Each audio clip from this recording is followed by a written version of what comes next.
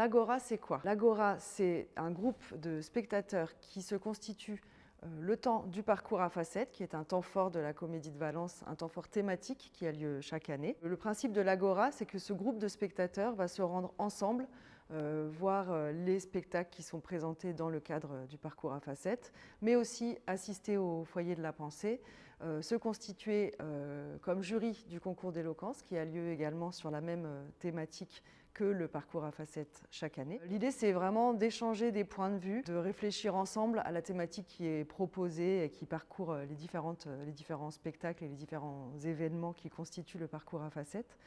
Au terme du parcours à facettes, les participants de l'Agora se réunissent pour un dernier rendez-vous en direct sur Radio BLV et retracent toute cette expérience, les différents spectacles qu'ils ont vus, les échanges qui ont pu avoir lieu entre eux, et raconte également comment le regard a pu se modifier au gré de cette expérience qui a été vécue de manière collective et quels souvenirs communs ils garderont de cette aventure. Cette saison, exceptionnellement, Thune Dédéac ne sera pas seule pour animer et accompagner cette Agora, car il se trouve qu'elle sera elle-même en train de répéter, de créer son spectacle sur les plateaux de la Comédie, son spectacle donc Wojciech ou La Vocation, un spectacle qui s'inscrit dans un travail autofictionnel que tu mènes depuis maintenant 4 ou 5 ans et qui donne son thème, l'autofiction, à l'édition 25-26 du Parcours à facettes. Le titre du parcours à facettes cette année, la thématique, c'est donc autobiographie plurielle, le récit de soi comme espace commun.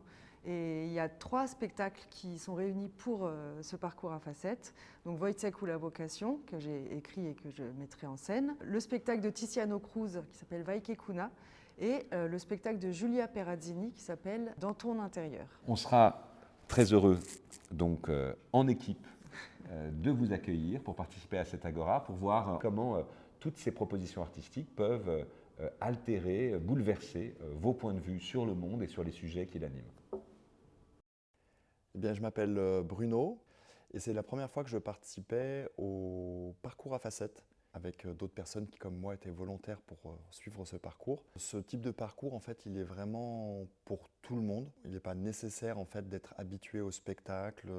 Et c'est peut-être d'autant plus riche si on ne l'est pas. J'ai adoré la restitution avec Radio BLV parce que c'était aussi la conclusion en fait, de notre parcours. Du coup, le moment où on va pouvoir transmettre en fait, aux spectateurs quel a été notre point de vue, comment est-ce qu'on a vécu ce parcours, à non seulement les auditeurs, mais aussi le public qui était venu assister à cette restitution. Et c'était chouette de pouvoir être en capacité d'expliquer vraiment qu'on nous donne la main pour pouvoir dire comment les choses se sont passées pour nous et aussi comment est-ce qu'on ressort grandi de cette expérience. Moi, ça m'a vraiment éclairé sur plein de choses, j'en ai parlé à plein de gens autour de moi.